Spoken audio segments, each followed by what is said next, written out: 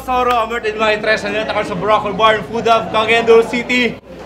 So, special sa tanan itong abay sa mga tropa sa Bukidnon, Iligan, Initaw, ug sa uban pang dapit sa Mindanao Bay. So, Tol Sauro, magsaba! Yeah!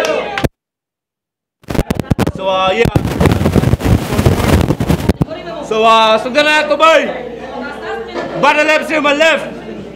Trono Sauro Super Rookie 2023. Introduce yourself. Yung wada Pigan from Mokonyan sa Runwell Beach Collective. Shout out dahil ko sa Alpha Psi Omega, Fitch, Downtown, Ororama, Carmen, o kang Pastor Jack na sa kilid. Let's go! Yeah, special si Pastor Jack. Smakin by.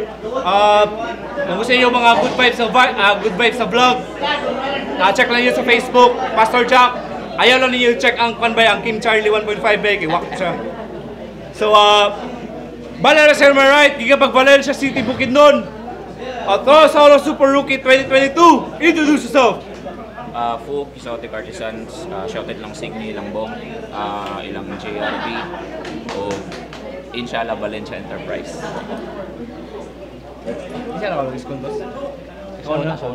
So, first round para kay Fu, Diaz of game! Yeah! Biglang nag-chat sa akin si Igan. Nais niya daw akong makaharap sa palitan ng letrang ma-aksyon. Kaya aking pinagbigyan. Di naman ako madamot. Kahit alam ko na yung sulat mo ay puro patapon, ganun pa man. Di ako magiging maluwag. Di ko tinanggap yung match na to bilang eksibisyon. Di ba gusto mo dagdag sa hype? Umuugong na tensyon? O sige kahit undercard, ipaparanas ko sa'yo yung bars na pang koronasyon! Trono Gang! Yeah! Kalidad na lirisismo. Yan yung mga bagay na hindi maaabot ng utak mo kahit ano pa ang gawin. Sobrang babaw magsulat. Tas ang lakas pa ng loob hamunin ako sa isang Tagalog conference.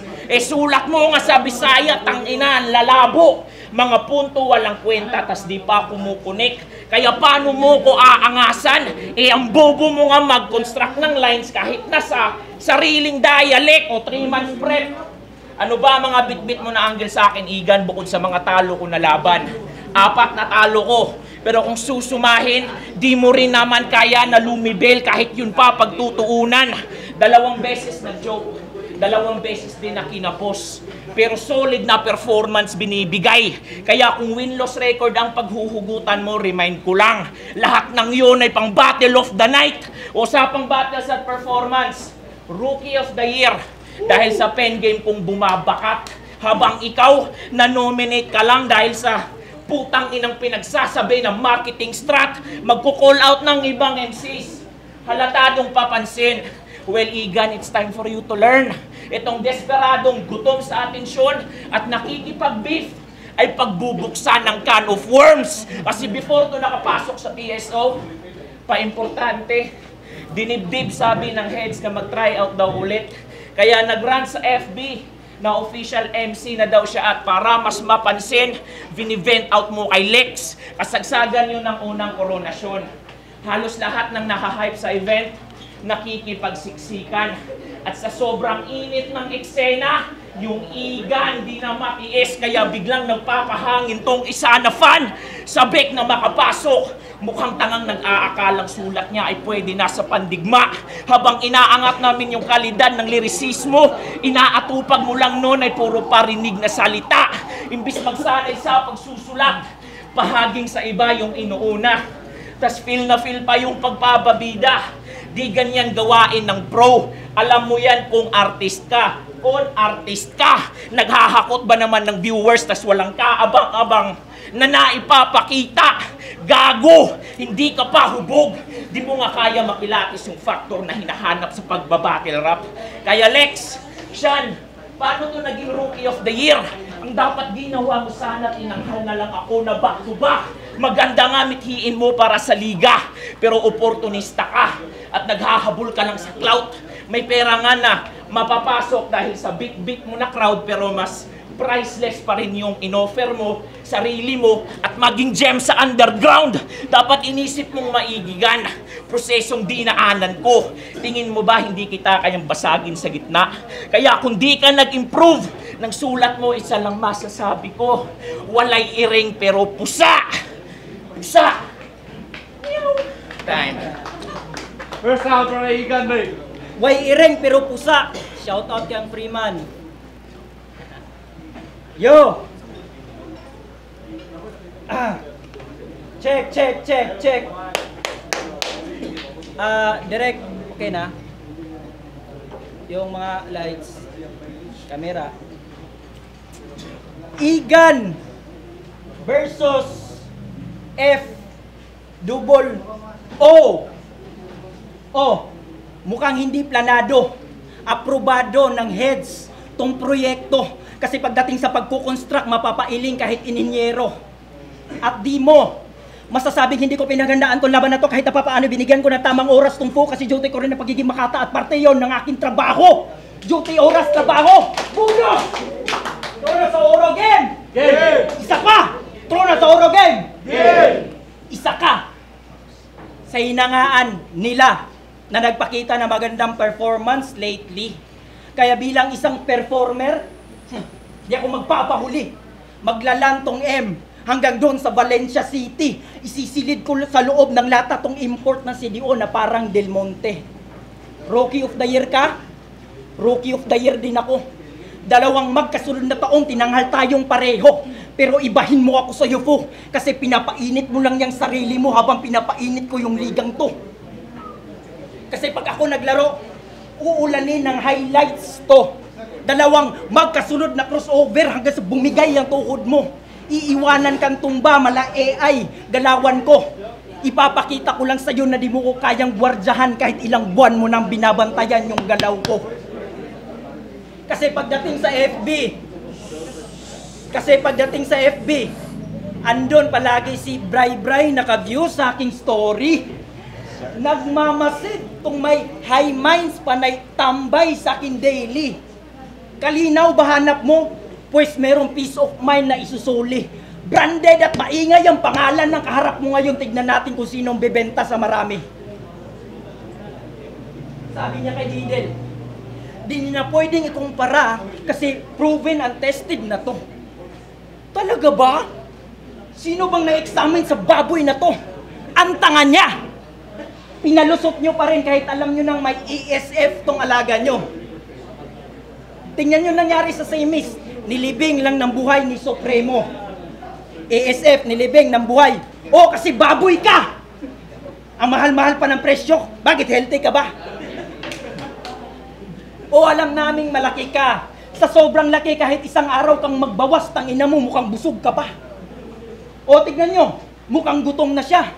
Di makapaghintay, tumunog yung vibrator ng Jollibee sa counter table, nag-aabang ka.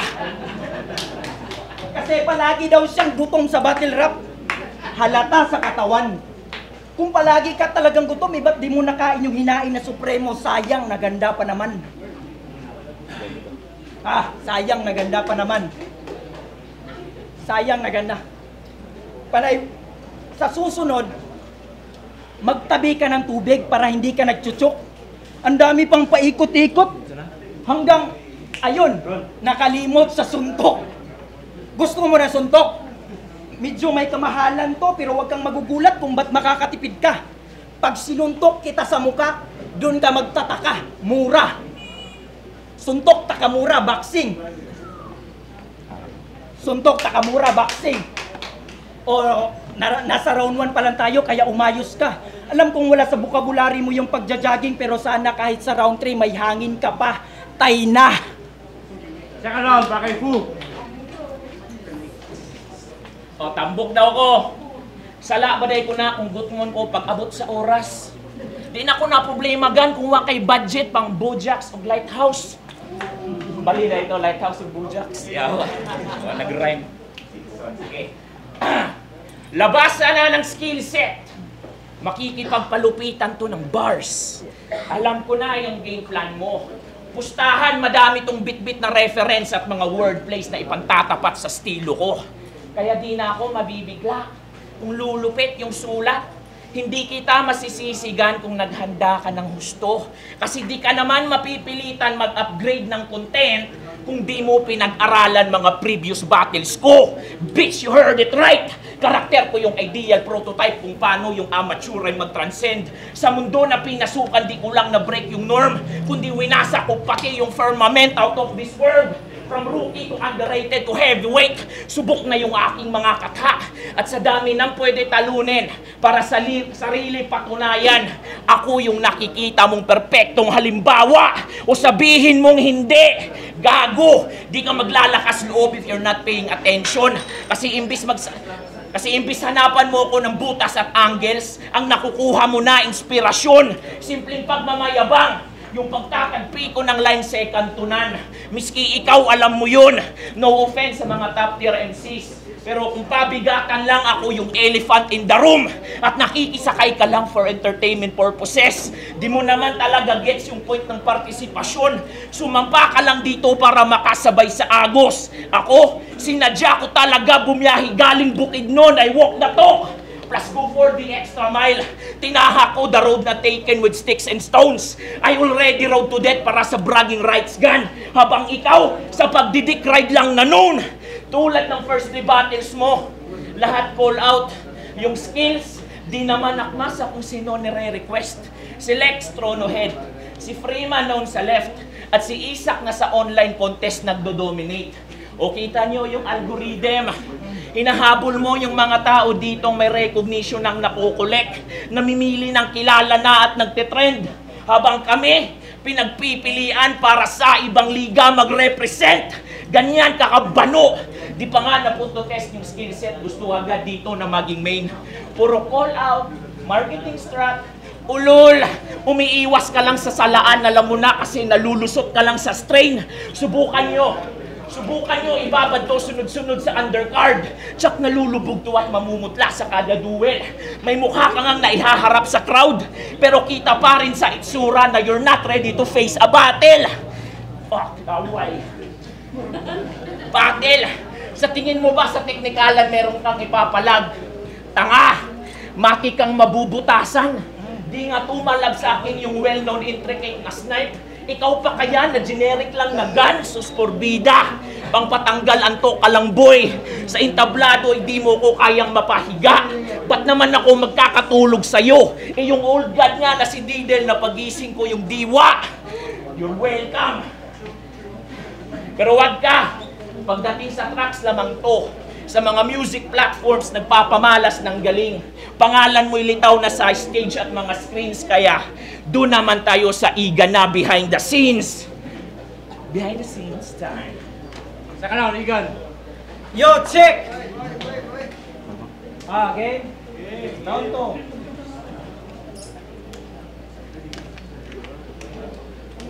Talakayin naman natin yung estilo mong medyo pamilyar ng konti. Bisdak na may halong Ingles para astig naman kunwari. Gayang-gaya, pati katawan talagang kopya yung may-ari. Pag sinuri nyo tong fu, lilitaw yung Marshall sa kalahati. O, kalahati.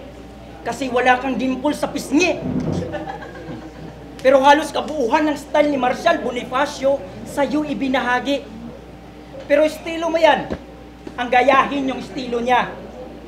Kakagaya mo ni Marshall Bonifacio pag-upload nitong video, tangina mo, may copyright na. Pansin nyo, panay reference sa ganito, panay reference sa ganyan, kahit di naman masyadong kilala. Kaya mga nakikinig sa'yo, siguradong nakanganga. Creative. Gusto mo ba talaga maging malikhain? Pues harni ka rito. Technical at rap skills ipapakita ko sa'yo na sabay pareho. Game! Yay! Papailing sa paggaling di maabot aking dating. Mas tumalim pag diniin, ihaw tong baboy slaw tiring. Ako'y praning di mo daing, ang musika ay insulin. Sobrang tamis ng salita hanggang sa ikaw ay langgamin. Diabetic bars, bitch! Ha! Ganyan maging creative, flexible, kahit saang kategori pa ihanay. Rap compo o freestyle, mapa-music, a cappella, siguradong may ingay. Kaya magkaiba tayo. Kasi likas sa akin ang pagiging makata habang inaral mo pa to. kusang pumapasok yung ideya habang kailangan mo pang magbasa ng libro. Sobrang focus ako sa music, trabaho at pamilya. Tumatanggap ako ng battle, hindi sa papuri o pera. Nandito ako sa entablado, balik respeto kay Sean at Lex Mantala. Isinuot ang damit ng pagiging battle MC dahil sa labis na pagmamahal ko sa kultura. Ngayon alam mo na kung ba't naset sa Tagalog conference to. Binigyan ko ng extrang tea, tungpo, para gumanda naman takbo ng karir mo. Kasi sino bang matunog ngayon sa bukid nun? Wala. Buti pa si Badugo ng initaw, may init sa tao yung katha. Kasi pagdating sa musika, panay rock and pa rin kabanding tong bunjing kasi daw Metallica. Sinulit yung pagiging underground sa scene para masabing may lalim yung hinahaing kanta. Regrobyo na hinaluan ng lanseta para mas may talim yung boses punyeta. Dating nag-aapoy na rock, pagpasok sa mundo ng rap, naging abo na parang kumeta. Burado sa mapa, bars manokomedya na sa akin ang meta. Blado karepa, patay yung apoy pagtuloy sa laban na parang Mesta Lefty kay Krega. Pero ang importante ni kometa. Apoy patay kometa. O apoy patay kometa. Apoy patay kometa. Connected ba? Scroll up o backwards o backwards. Connected ba? Talagang sinadya kong balikan yung word na kometa para sabihin sa inyo na yung metal rap nyo behind na. Time. Last round. Ang food abot nga niyang tea. Kung sa tuyaw. Food. Food. Okay. Lahat tayo ay may sariling pagtingin at pag-unawa sa mga bagay na ating nasasagap. Lalo na sa napili natin na karir. Kailangan talagang maipakita yung kakayahan ng utak. Kasi sining to. Di lang to tungkol sa views, sa market, fame, trend, o sa angas ng pangkat. Tungkol din to sa katangian ng pagiging MC at kung gaano ka kalalim mag-isip at magsulat. Kasi parehas lang naman tayo ng pangarap. Ang dami nga lang dapat i-consider pag papasok ka sa league. Now, di kita dinidiscriminate gan.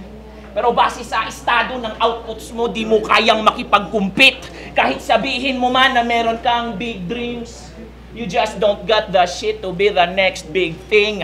At paano ka ba sasabay doon sa mainstream? Kung yung mensahe mo nga ay di man lang nagsisink in, gago. Matatauhan ka talaga sa aking gun. Tsak nababakat sa mukha mo tong mga baon ko na facelap. Di ba di mo feel yung battle rap? Kasi mas type mo yung music, di turn around and go fucking back. O baka sabihin mo, fu, aanhin man naman yung bars kung wala kang kantang maiiwan sa mundo. Ganon ba gan? Ba't di mo ko hamunin ng fluid on beat para magkaalaman na sino mas kargado? Kasi madami ka ng tracks na na-release. Meron pa ng music vids, but parang di pa rin enough. Ayos naman pagkaka-engineered. Meron ka pang source sa beats, but di pa rin mabenta mga stuff. Sa podcast na invite na to speak, may connection pa sa ibang clips. Ano pa ba kulang na sangkap? Ilang beses ka na pinag-cook pero panis pa rin yung taste. Sobrang baduy mo kasi mag-rap. O di ba kinuha ka sa DBC? Pasalamat ka kay Dranuel, binigyan ka ulit ng chance sa ma-recognize. Pasalamat ka kay Dranuel, kundi dahil sa kanya, yung mga stupid mong ideas ay di magka-come to life. Pero payo lang, Dranuel, kung mag-i-invest ka sa putang inang to, dito worthy sa effort at risk. Ug dira na musulod ang issue ni Mugan. Kay suyaon kaayo ka sa mga fellow ni mong artist. Kay sukad na nga sugaan daw silang Lance, Isaac, ug Freeman. Kay nang dako na daw mga ulo. Nagkahilas nga mura daw mga sikinsa matud niya. Tas di na daw gapamansin kung magtagbo. May untag ginahilabtan kanila sa imong lihok. Wa ra ba? So alugar na gapanggikan ng imong kalagot. Kay og ako lang pastoryahon sa imuhang ginabuhat, inanigid kaayo ang taras sa taong gakaibog. Gibisaya na nako gan para klaro nga dulot. May nang mabalan gid nila unsa gid ang kamatuoran. Iyahang marketing mga boss. Kusara na kapalusot, pagira na nimo para nga mapansin kas imong ginasilosan, bunga na si imuhang kabanga, ug kangilad sa batasan. Rason nga no iyang una nga tipok, ikaw gilet down. Bantog hantod karon gaagulo kas kasakit. Kay kung tinuod yun mo nga amigos, nga nung wala man ka sa Mactown, nigga bomb! Wala na set up! Fatality na finishing ang nababagay sa tulad mong sobrang bugok. Isipin nyo pong mabuti mga sir. Proud na ni-represent yung muko. Squatter lang naman sa neighborhood. Salot ka talaga kahit saan ka mapadpad. At wala nang masatisfying pa sa aking mga sinusumbat sapagkat detalye ay tumutugma. Kasi mapabattle rap man o sa music igan. You really fucking suck! Ugaya ko ni Tiwason. Siyempre, takluban na tug ender. Tong tipo nga di nagid siya makabakod. How ironic, apelido nimo kay iligan pero wala gid ka makiti og presensya sa pagkahawod. Banga! Sama sa iog sa pagi time. Normal, ignan dito ni banga kay kalaban man ta. Pero yate nagbisaya. Sabot na to Tagalog shit. Pero I love you Kandra Noel. Salamat kay bro. O gatoy mo nakuha na issue. Banga pa kay ka bro. Di pa kay ka pang Christopher Mino ba. So, yeah! Round 3 na! Yung kasasabi nyo sa akin ng Digimon, tangina redundant na. Exaggerated na yung pagka-deliver parang parcel na pumalya. Kung corny para sa inyo yung marketing strategy ko sa social media, walang problema. Pero huwag kayong magreklamo pag di naabot ng masa yung mga tunay na talentong matagal nang hindi nakikita. Kasi ilang taon na ba ang trono sa oro? Ilang taon na? Idagdag mo pa yung rap batikos. Lagpas dekada na. How ironic na pagaling ng pagaling yung mga battle MC pero yung hip-hop movement still recovery pa. Di man lang tayo makapag-invite ng guest galing kabilang isla. Nasanay na tayong makipaghigalaay sa kaamulan sa susunod dapat sinulog na. Pero hindi sa gusto kong pumunta ng Cebu. Sila ang dapat pumareto. Na malaman nilang hindi nakasentro sa Davao ang battle rap sa Mindanao, nandito sa Cagayan de Oro. Pero mukhang gusto ni Po pumunta ng Rapolo. Ocean, ipadala nyo.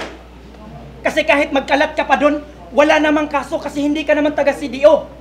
O galing pa ng Malaysia City, Bukidnon, magingay tayo para kay Po.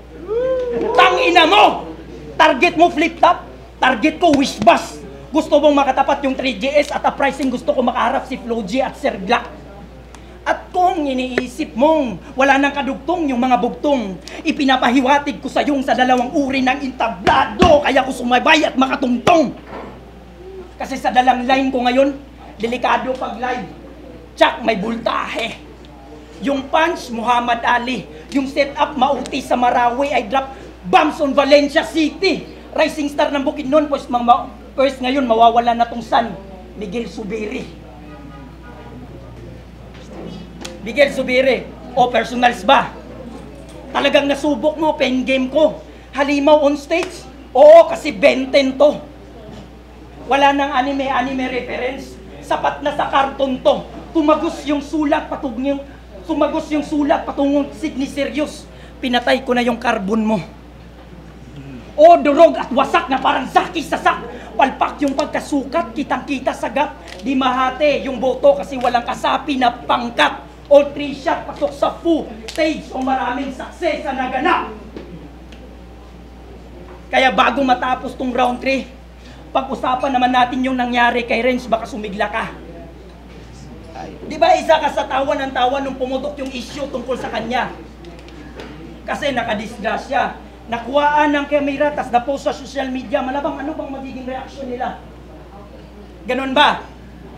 O sige, kakupalan mo online, gawin natin sa kanya. Di ba po, may motor ka? Yun yung gagamitin mo pa uwi ng Valencia, tama? Sana pag uwi mo mamaya, makasagasa ka ng bata. Dead on the spot yung lagay sa kalsada nakatihaya. Habang ikaw ay nasa gilid nakatunganga, habang ikaw ay sugatan at nakatunganga sa gilid, di makapagsalita sa pangyayari kasi alam mo naman talaga sa sarili mo na di mo naman talaga sinasadya. Tas na-videoan ka, na-post ka social media, tas biglang pasok kami. Pauulanan ka lang naman namin ng panghuhusga kahit hindi naman talaga namin alam yung buong pangyayari. Deserve ni Range na makulong kasi nakapatay siya. Ang tanong, tungkol sa isyu na merong namatay na tao, nakakatawa ba? Kaya wag nating kakalimutan na karakter lang natin bilang battle MC ang pagiging bully at masama. At the end of the day, pagiging mabuti pa rin sa kapwa yung lagi nating dapat na ginagawa. Kasi kailanmay hindi nagiging lunas ang isang opinyon kung ito'y balot ng pangungutya. Matuto ka munang tapusin, basahin yung libro bago mo bigyan konklusyon yung may akda. Time! Yeah! Yo, ako sa Robert, hindi may interest. Ano yan, ako sa Brock Barley Food Up, Cagayan City, bay. Grabe ka solid na battle, bay. So one last time, bay, PSO, magsabo! Yeah! So, special shoutouts kay Eustace, special shoutouts kay Jadids, bay. Pero, kailangan gin mo daw. Judge's decision, 3-2. Magsaba para kay Fu. Congrats sa utang day sa Tanalya. Mukon yan, suga ko mga kauban sa Urama. Yeah! Sign. Yo, Supremo, shoutout sila ang duwa bay, gabi ka power. Inato yung mga tsada nga battle, kaya di mo ma-predict kinsa pwede mo daog. So, bisa sila ang duwa, pwede man mo daog. Pero, libutar lang ko dito sa bigas. Ano naman? Kay, layo man sa mga gina-point, layo man sa ginapunto para sa mga galingon. Siguro with heart ng yung mga lyrics man tag dito sa bigas. Okay. Sige, yeah! Sige, mo na. Blood. Yo, G-Snipe. Si Trix hindi mo kaya. Saan kamera, ani? Kani ba? Hi, ma.